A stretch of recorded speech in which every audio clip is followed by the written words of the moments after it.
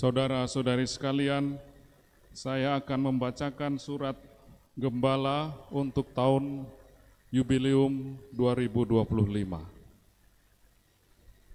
Berjalan dan merawat harapan bersama mereka yang tertinggal.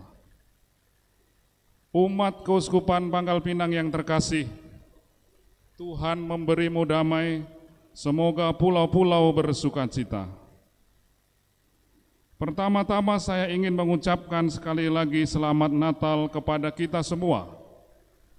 Seperti diingatkan dalam pesan Natal KWI dan PGI, para gembala mengalami pembaruan hidup dan sikap setelah berjumpa dengan Yesus yang lahir di Bethlehem. Mereka berubah menjadi pribadi-pribadi yang optimis dan dengan sukacita memuji dan memuliakan Allah. Semoga perjumpaan kita dengan Yesus pada Natal ini juga memperbarui hidup, mendorong kita untuk dengan tekun melaksanakan misi, mewartakan sukacita Injil, memuji dan memuliakan Allah. Natal tahun ini menjadi istimewa karena dalam perayaan Ekaristi pada tanggal 24 Desember 2024 yang lalu, Paus Fransiskus telah membuka secara resmi tahun Yubileum 2025 dengan membuka pintu suci Basilika Santo Petrus di Vatikan. Bersama dengan keuskupan-keuskupan di seluruh dunia, hari ini kita juga secara resmi membuka tahun Yubileum, tahun rahmat yang akan berlangsung sepanjang tahun 2025. Saudara-saudari yang terkasih dalam Yesus Kristus, pada pembukaan tahun Yubileum ini saya juga ingin menyampaikan apa yang akan menjadi fokus pastoral untuk tahun 2025 di keuskupan kita. Saya merumuskannya demikian: berjalan dan merawat harapan bersama mereka yang tertinggal. Rumusan tersebut lahir dari dua pertimbangan berikut. Selama tahun 2023 yang lalu, kita telah melakukan evaluasi dan refleksi guna menemukan arah dan prioritas-prioritas pastoral untuk 5 tahun ke depan. Prioritas pertama yang kita sepakati bersama adalah membina diri dalam sinodalitas.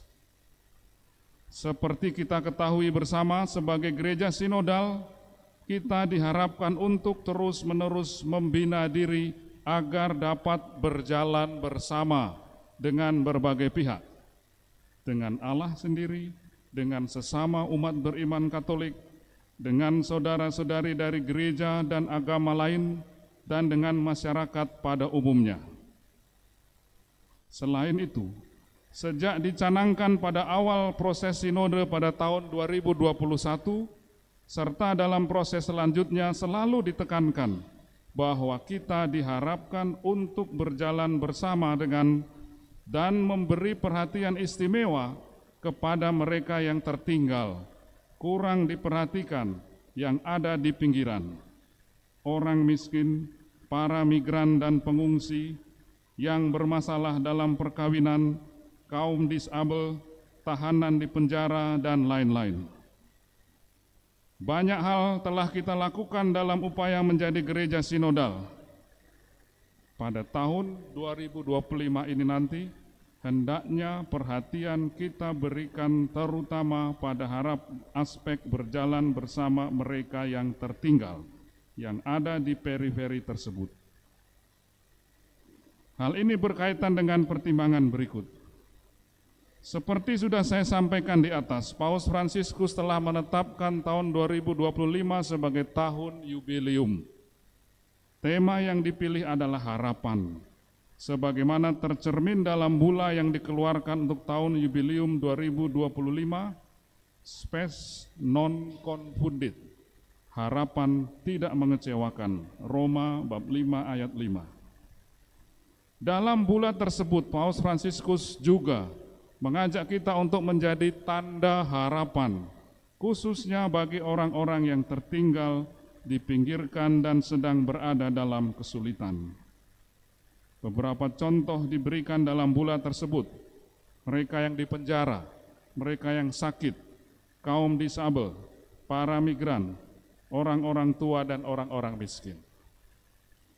Dengan kata lain, pada tahun 2025 ini kita diajak untuk membina diri dalam sinodalitas, berjalan bersama, khususnya dengan mereka yang selama ini kurang diperhatikan. Bagaimana kita dapat berjalan bersama mereka? Bagaimana kita mendengarkan sekaligus meneguhkan harapan mereka melalui doa-doa, kata-kata, perayaan-perayaan, tapi terutama tindakan-tindakan yang konkret. Tentu saja, mereka yang kurang diperhatikan, di pinggiran, menderita, memiliki cakupan yang luas. Masing-masing unit pastoral dapat menentukan prioritas sesuai dengan keadaan setempat. Semoga dengan berjalan bersama mereka, kita juga sekaligus turut merawat, meneguhkan harapan satu sama lain, sebagaimana dinasihatkan Paus Fransiskus dalam bulan tahun Yubileum 2025.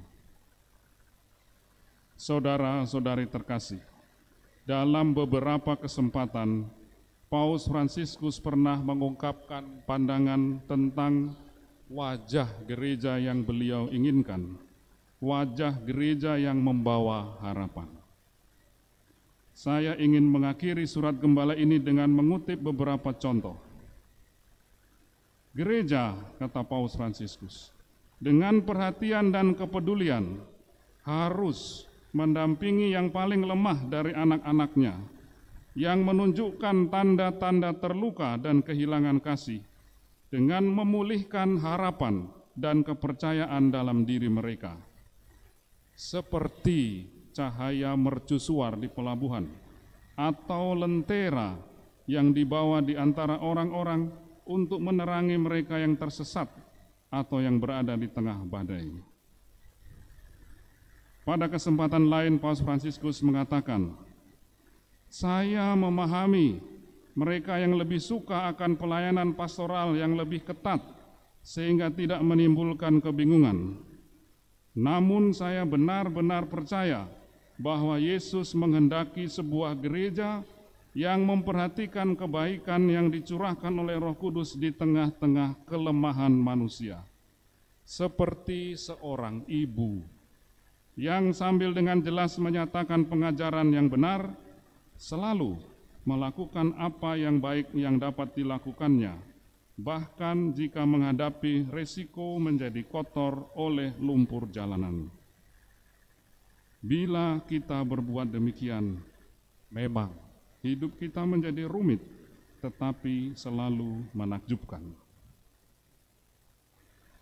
Pada kesempatan lain beliau mengatakan, ada dua cara berpikir yang harus dipilih di sepanjang sejarah gereja, mengucilkan atau menyatukan kembali.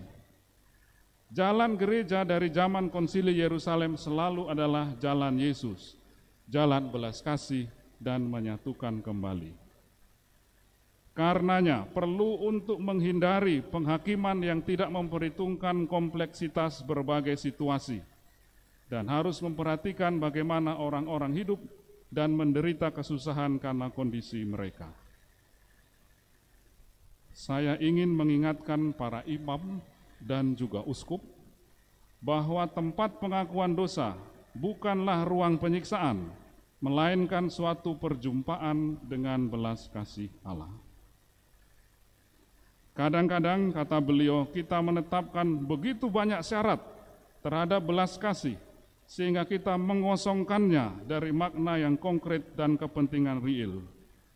Hal itu merupakan cara terburuk yang mengurangi efektivitas Injil.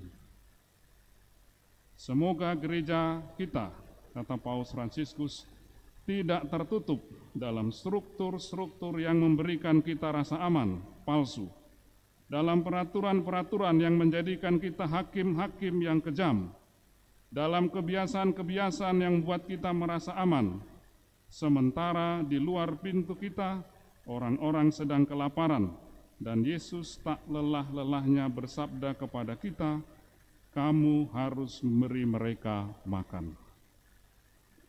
Saudara-saudari sekalian yang terkasih, selamat memasuki tahun jubileum. Semoga tahun 2025 sungguh menjadi tahun rahmat bagi kita semua. Tuhan memberkati.